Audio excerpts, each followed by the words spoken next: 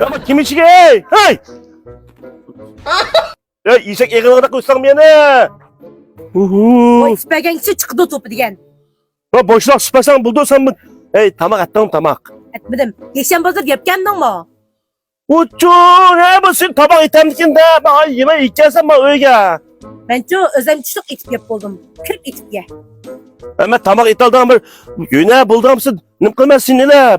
O kızık ki. Uyo atı.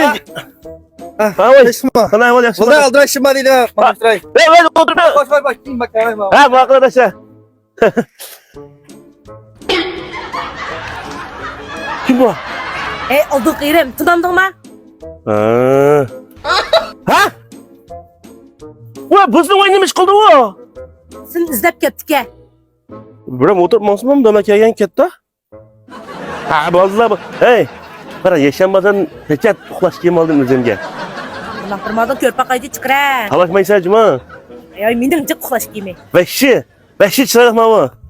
Para ha? Ha ben sanki üstüme. Mana? Ne kıt kızıl bir mav aldım. Öbür ranglık yapmayın mı? Ha, rang dünya. Yolun kitabı baksan ko. Bak kızıl ranglık olsan ranglık tüşten görüp yatsa.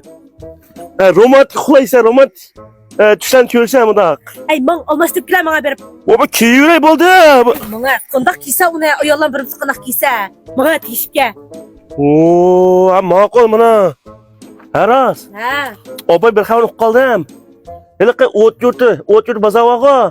Aşağıdaki Bora restoran bilemsen. Bilmem. Aşağıdaki astidiki uzman salonunun nesli geldi. Merkeze hele ki ulaydıgan ya. Aşağı ayetli başlamış. 22. asırda başlap. Birinci ayın ahırıcan. Haksız. Bekarlık loğun koyduk ya. Bakarlık loğunlarını koyduk ya. Ağustay. Erken gibi kimsin? Bir kalın bir bulamdı. İşemden tutma kapak. Tutma numaracı. 186 0995 85 08. Muş numara şu mana tutma kapak. Makul. Tutma kapak. Man öyle tüp bassan olmaz tüp ya bana. Bana. Camber.